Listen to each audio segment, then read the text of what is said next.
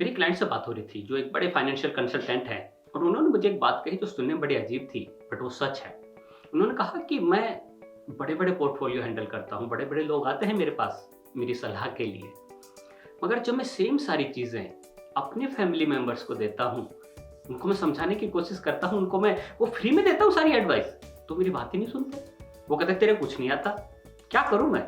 और ये उनके साथ मल्टीपल टाइम हुआ, उसकी वजह से वो स्ट्रेस में भी थे, वो बड़े एक फ्रस्ट्रेशन टाइप में थे, भरे हुए थे अंदर से।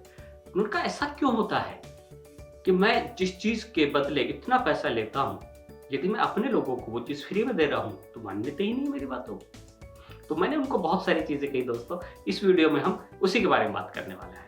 नमस्कार दोस्तों, मेरा नाम है दीनदयाल यादव, मैं एक स्ट्रेस मैनेजमेंट कोच हूँ। इस वीडियो सीरीज में हम डिस्कस कर रहे हैं कि कैसे आप अपने स्ट्रेस को परमानेंटली दूर कर सकते हैं।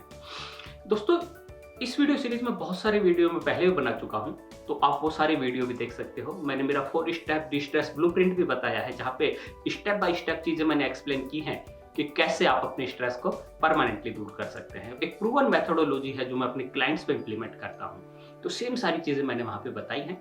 आप लिंक यहाँ पे जाके देख सकते हैं। चलिए दोस्तों, अब आगे बढ़ते हैं। दोस्तों, ये जो भाई साहब थे, काफी एक बड़े नाम है इंडस्ट्री के अंदर, और ये हजारों लोगों को सलाह देते हैं, बहुत बड़े बड़े पोर्टफोलियोज हैंडल करते हैं, मगर सेम सारी चीजें जो वो अपने फैमिली मेंबर्स को बताते हैं, अपने जानकार रिश्तेदारों को बताते हैं, तो कहते हैं नहीं भैया तुम रहने दो, हम कर लेंगे। और वो लॉस खाते हैं, फिर इनका बीपी बढ़ता है। ये कहते हैं कि यार मैंने तो बताया था, मेरी बात सुनी नहीं, मेरे को और इंसल्ट और करते हैं कि ना ना तू रहने दे, हम कर लेंगे।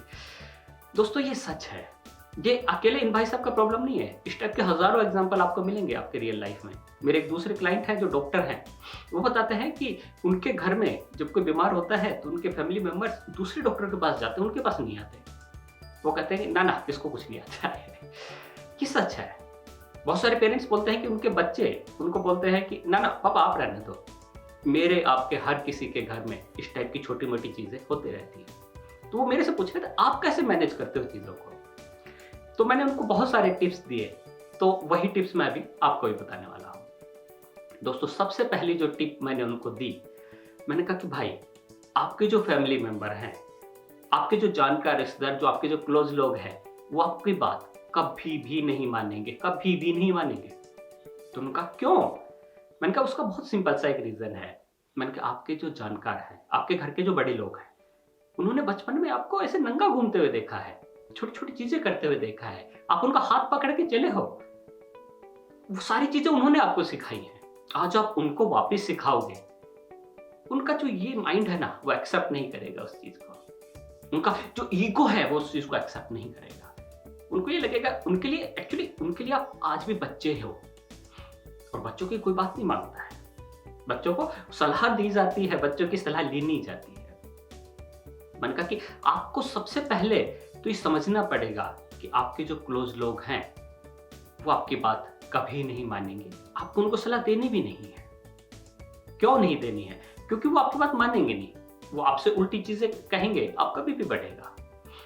हाँ मानेंगे, कब? जब उनका ये अलाउ करेगा। एक टाइम ऐसा आएगा जिस टाइम पे वो मानेंगे, जिस टाइम पे वो आपको सारी चीजें आपसे कंसल्ट करने आएंगे, मगर उस टाइम तक के लिए या तो आप वेट कीजिए, या वेट नहीं करना है तो आप नॉर्मल अपना काम करते रहिए। दूसरा जो चीज है दोस्तों, यहाँ पे दूसरी जो टिप है मेरी, वो है कि सलाह उसी को दो जो नीडी हो। जो आपके पास सलाह को आता है ना, उसी को चीजें बताओ। आप हर किसी आदमी को चीजें सुनाना चालू कर दोगे तो वो आपकी बात नहीं मानेगा। आप वहां ऐसा करके आप अपनी इज्जत भी खो रहे हो। आपको क्या करना है? उसी आदमी को सलाह देनी है जिसको जरूरत है, जो आपके पास आता है, जो आपसे रिक्वेस्ट करता है।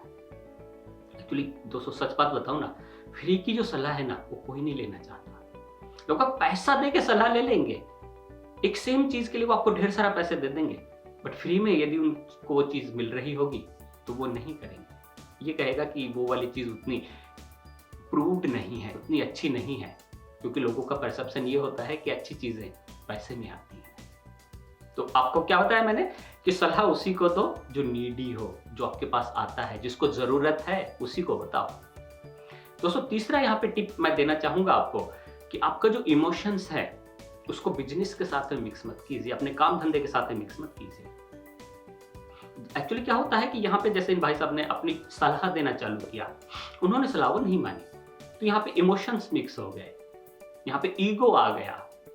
उन्होंने कहा कि नहीं भैया, ये तो मेरे ईगो को ठेस पहुंच गई। तो हमें क्या करना है, इमोशन, आपका जो बिजनेस है सेपरेट रखना है। बिजनेस को बिजनेस के तरीके से कीजिए। जैसे मैं हमेशा से कहता हूँ, पिछले वीडियो में मैं बहुत बार कहा है कि आपका जो बिजनेस है उसको इमोशन से दूर रखिए, क्योंकि जब हम इमोशनल होकर जो डिसीजन लेते हैं वो अच्छे नहीं रहते और वो हमारे को स्ट्रेस देता है लॉन्ग रन में। तो हमें क्या करना है, स्ट्रेस को भगाना है। कैसे? इमोशंस मिक्स नहीं करके आपके बिजनेस के अंदर, आपके डे टू डे लाइफ के अंदर जिसको जरूरत है उसको ही देंगे, जितना जरूरत है उतना ही देंगे, फ्री में कोई चीज नहीं देंगे। दोस्तों नेक्स्ट टिप यहाँ पे मेरा है कि आप अपने आप को प्रूव करने की कोशिश मत कीजिए। जब फोर्सफुली चीजों को प्रूव करने की कोशिश करते हो ना, तो सामने वाला एक्सेप्ट नहीं करता है। सामने वाले को लगता है, कुछ फिशी लगता है, उसको लगता है कि क्यों ये कहना चाह रहा है, क्यों ये अपनी इंटेलिजेंस मेरे पे थोप रहा है। मैंने कहा ये पावरफुल है, ये पैसे दे के चीजों को एक्सेप्ट कर लेता है, फ्री में मिली चीजों को नहीं करता है। इसको लगता है कि इस आदमी का कोई स्वार्थ है इसके अंदर, तभी वो इतना सारा पेन ले रहा है, क्योंकि लोगों को ये नहीं लगता कि ये मेरे फायदे के लिए चीजें कर रहा है। तो मैंने क्या बोला यहाँ पे आपको कि अपने आप को प्रूव करने की कोशिश मत कीजिए। तो क्या करें, काम करते रहिए, फ्लो में काम करते रहिए। टाइम जो है वो सारी चीजों का आंसर है। टाइम के साथ में सारी चीजें सबको पता लग जाती है। जब कस्तूरी की जो महक जो होती है ना, पूरे जंगल में फैल जाती है। आपको क्या करना है, काम करते रहना है। इलायची की खुशबू देखा ना आपने, कहीं आती है तो पूरे घर में फैल जाती है। अगरबत्ती की खुशबू पूरे घर में फैल जाती है। काम कीजिए, काम उम्मीद के साथ मत कीजिए, काम कीजिए विदाउट एक्सपेक्टेशन। यही सारे हमारे धर्म ग्रंथों में लिखा हुआ है। और दोस्तों लास्ट में जो मेरा टिप है वो है कि आपको किसी चीज का अप्रूवल नहीं चाहिए। आपके जो क्लोज लोग हैं वो वैसे भी आपको अप्रूवल नहीं दे सकते। उनकी नजर में तो आप बच्चे थे, वहां बच्चे रहो, अच्छी बात है। और वो आपको सर्टिफाई नहीं कर सकते कि आपको ये चीज आती है। तो आपको वहां पे प्रूव करने की जरूरत भी नहीं है। आपको कोई अप्रूवल नहीं चाहिए किसी भी इंसान से अपने इंटेलिजेंस को प्रूव करने के लिए। बगैर उम्मीद के, बगैर एक्सपेक्टेशंस के चीजें करते चली जाइए, चीजें अच्छी रहेंगी, आप स्ट्रेस से दूर रहेंगे। तो दोस्तों ये कुछ टिप्स थे जिनको करके आप अपने आप को स्ट्रेस से बचा सकते हो। कि आपके पास जो इंटेलिजेंस है उसी इंसान को दीजिए जिसको जरूरत है। अपने लोगों के सामने कोई चीज प्रूव करने की कोशिश मत कीजिए और विदाउट एक्सपेक्टेशन चीजों को करते रहिए। आपको किसका कोई अप्रूवल नहीं चाहिए। तो दोस्तों मिलते हैं अगले वीडियो में कुछ और नए टिप्स के साथ। तब तक के लिए नमस्कार।